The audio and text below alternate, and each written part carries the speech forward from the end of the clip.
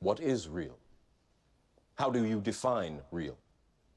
If you're talking about what you can You tried feel, to run, smell, didn't you? taste, and see, then real is simply electrical signals interpreted by your brain.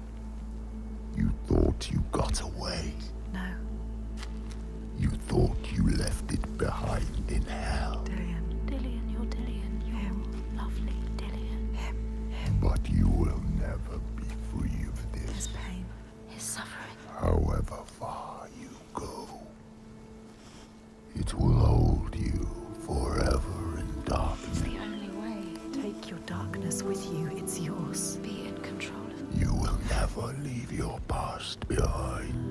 It binds you here. You'll drown in the memory of him. Hellblade. She will be lost in grief forever. I carry it with me. Learn to hold on to it. It drives me forward. She cannot forget. It's a promise. Not a prison. Keep it close. Don't let the past stop you. Don't let it drag you down. Your destiny awaits.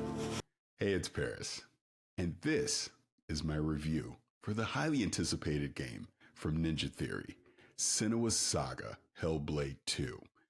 So, with this channel, I want to have conversations. So, we're going to talk about Hellblade 2, what I liked, what I didn't like, and any and everything in between. So, first and foremost, you're probably asking yourself, Paris, what did you think of the game?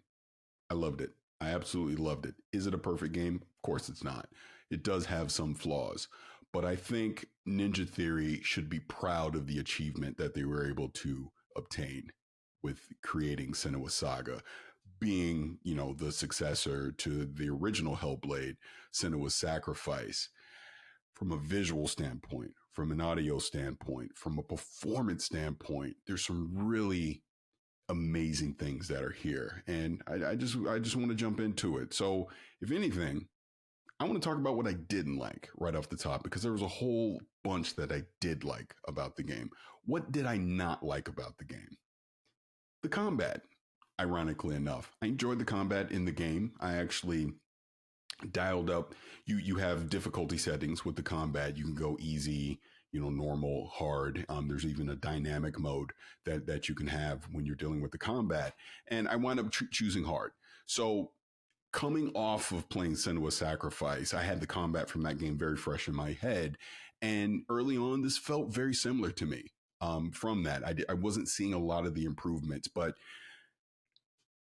dialing it up to hard kind of gave me that sense of satisfaction when I was getting into some of these combat situations. Because here's the thing with Hellblade 2, the combat in this is brutal. You feel it, just the audio, just everything that they're bringing to the table with this combat. When they do happen, you are really invested into it. And like I said, playing on a hard difficulty, I felt a sense of satisfaction, especially with some of the later combat scenarios that you'll have in the game.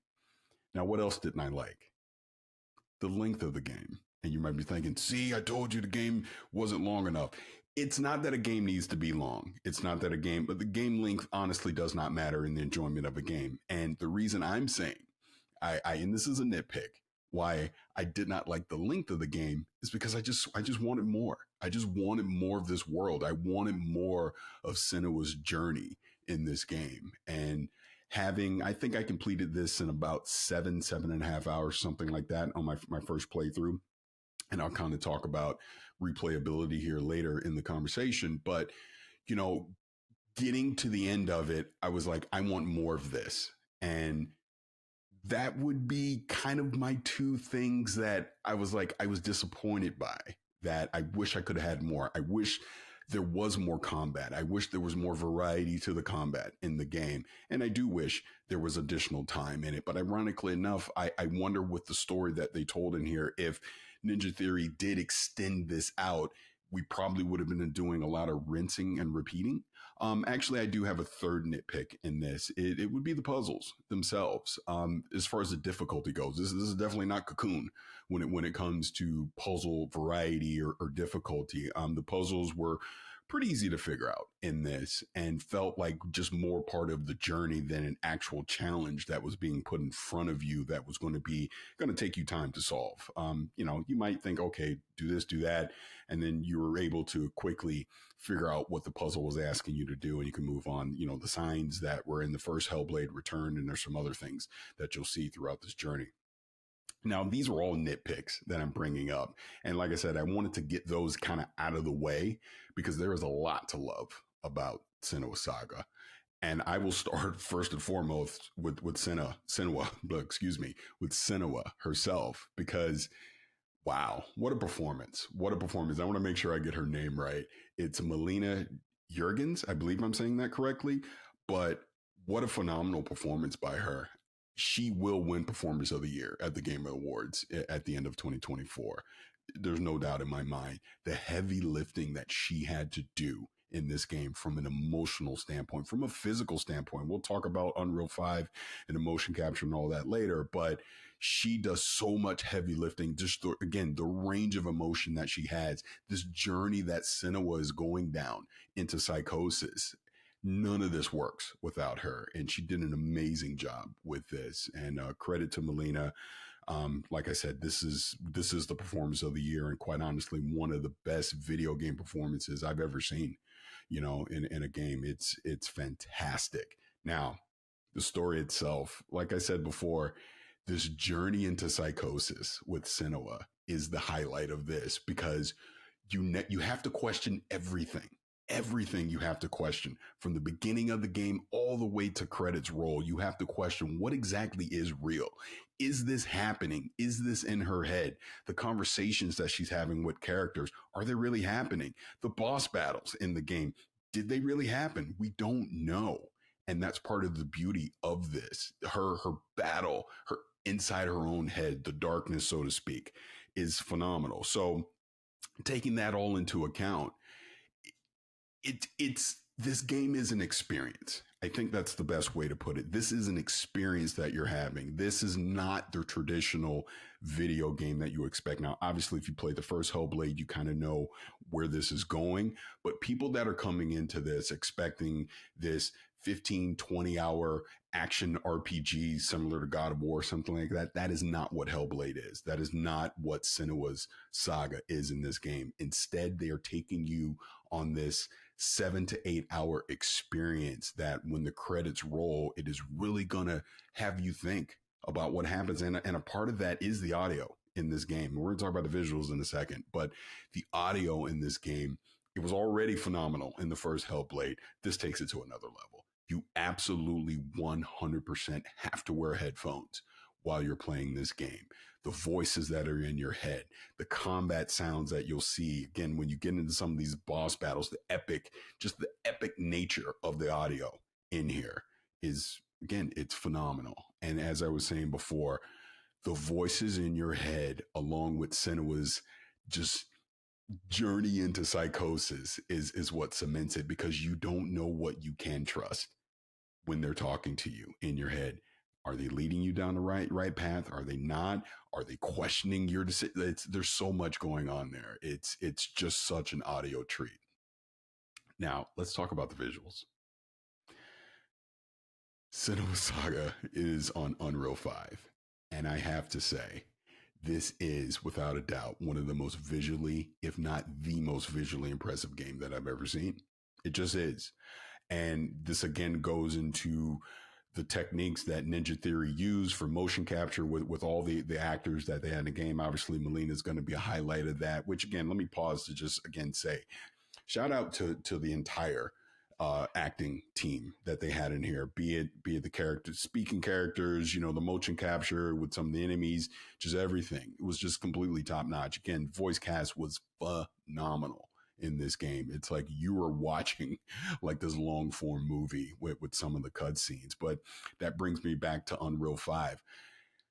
What Ninja Theory was able to do with this engine, it is a seamless transition from cutscene into action and back and forth and vice versa. You you never see the difference, if you know what I mean. That's just how good this looks. And I know they use Iceland to get, some of the environments and everything that they did, for this game. And it looks great. I played this on PC primarily, but I also played this on Xbox Series X, and I played it on Series S. And I'll start with the S first.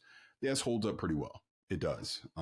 Pretty good looking game on the S. I think it's 1440p or something on the S, but 30 frames per second on console. But the Series X, this might be the redemption of the Series X. This might be, when they were saying it eats monsters for breakfast, the world's most powerful console.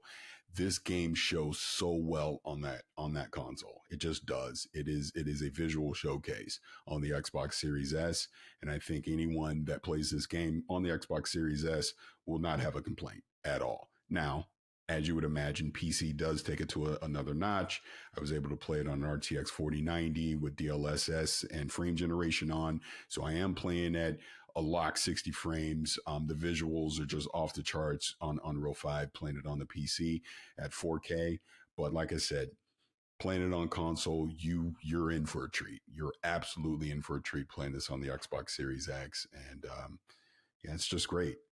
This is great. Like I said, we're just having a conversation. I know we'll have additional conversations, on other platforms, but this is just kind of my personal thoughts about Hellblade 2. And I'm just kind of looking at some of my notes. Like, there is the photo mode that is in here. You can get some gorgeous visuals out of this game using the photo mode. And I'm sure we're going to see a ton of that coming from the community as well.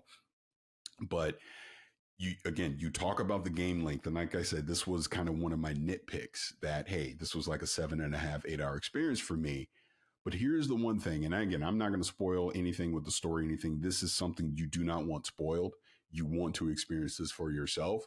But there is some replayability in this game, believe it or not. Once you do roll credits, you're able to go back to the main screen. And not only can you go into chapters, but you can start a new story. And when you go in now to start a new story, you get a different narrator, which adds a whole nother layer to what Senua is going through, to get a different perspective on her journey into psychosis, the story that they're telling here in Senua Saga. It's great. So like I said, I did my first complete run, and then I jumped back in, and I'm now playing with a different narrator. And I definitely want to play that part to completion as well. And there's some collectibles that you'll be able to get as well. It was interesting to see from an achievement standpoint. I believe there's only about 10 or 11 achievements in there. There's one that I don't have, which again is a part of the collectibles, which will be part of me wanting to go back and play this. But you have the chapter mode, so you can go back into various chapters of the game. I believe it's six chapters that you'll have in Hellblade 2 that you'll be able to jump back in, experience different parts of the story. But then, like I said, you can start the new story, have the narrators in there, and that brings a different perspective as well. It's great. It's great. It's so interesting with this game because we obviously know what the lead up to it. People were complaining, myself included. Hey, where's the marketing for this? Why aren't we seeing so much about it? It obviously ramped up here in the last week or so, leading up to launch. But even just over the years, we were only seeing little snippets of the game. And I can say even now in this review, I'm going to put some gameplay in there, but I'm going to be very selective about what I show, because I don't want to give away anything that you should experience for yourself firsthand. And I will say that again to anyone that is watching this review right now: experience this game without being spoiled. Get off social media. Don't pay attention to what anyone is saying. Go download it, play it. Again, if you purchase it, it is $49.99. You can obviously get it from the Xbox digital store because it is a digital only release, or you could get this from Steam. And obviously, if you subscribe to Game Pass, this will be available to you there as well. But this was quite an experience. It really was. When you think about Xbox and what they're able to do now, them allowing Ninja Theory the time that they needed to be able to craft this is a kudos to them. That Ninja Theory was given the proper time. I mean, like I said, we saw the game in 2019, and here we are in 2024. We're finally getting it. I think even when we talked to the studio head at Ninja Theory, he did mention in that 2019 they didn't have anything at the time except that trailer. So they had been working on it after that point. Unreal 5 comes along, they're integrating Unreal 5 into it, and the end result is this game is Senua Saga. Like I said, this is a visual showcase, this is an audio showcase, this is delving into the mind of someone with psychosis. And what does that mean? Again, I don't want to spoil anything here other than to say you're going to be taken on a journey with this. And when you add in the visuals and the audio to this, and again, the combat, like I said, probably the weakest part of the game is the combat. It is. That's just a fact. But it can be, I would recommend to anybody, ramp up the difficulty to hard. You will get that sense of satisfaction out of the combat that way. You will see some repetition in it, but as different various enemies come in, they're going to add some wrinkles to it. You're going to need to learn to dodge. You're going to need to block, and obviously the different parries and, you know, the heavy attacks, the light attacks that you'll be able to do.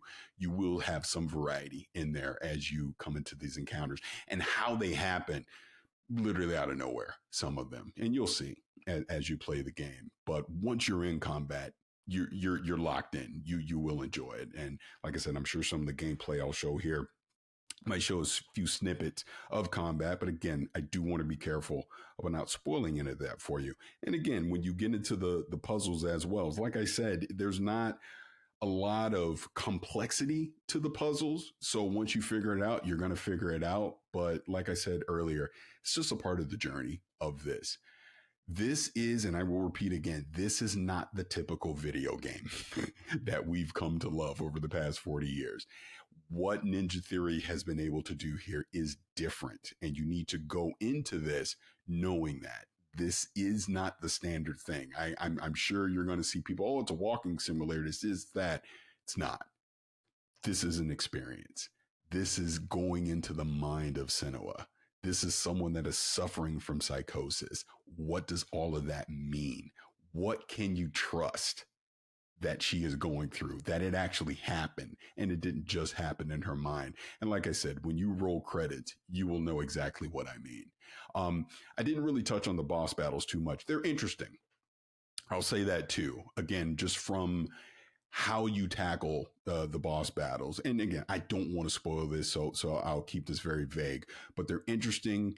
They're doing something a little different with the boss battles. And, you know, again, I think that could potentially be a nitpick for some people, but I will say again, the reason they happen the way that they happen, again, goes back to Senua and what is real and what is not. So, you know, I'm trying to not overly gush about the game because as I'm saying, again, it's not perfect, but this game is important. This is important for the industry to have a game like this, in my personal opinion. And people that played the first Hellblade know exactly what I mean, because Ninja Theory is leaning heavily on the audio aspects, the audio cues in this game. But then now with the Xbox Series X, and obviously you can play it on PC and Unreal 5, they've added this additional layer of visuals that, I mean, trust me, now when Unreal 5 games come around, there is an expectation. This sets the standard for Unreal 5 and visual fidelity in a video game. Just telling you now, when you pick it up, you're going to go, whoa, this is playable. I can control this character. And like I said, the seamless transition between cutscenes into actual gameplay is fantastic. So I will just say again, kudos to Ninja Theory. Kudos to them for getting the time, putting in the work, and making this game. Like I said, Melina, you will win Performance of the Year at the Game Awards. You knocked it out of the park. Absolutely. It was fantastic. It really was. I'm not going to put a score on this. Like I said, I recommend this. I recommend that everyone plays this game. Go play this game. You want to play this game. You want to experience it. Sure, it is going to be a 7 to 8 hour experience for you, but there is some replayability there. The audio is going to blow you away. The visual is going to blow you away.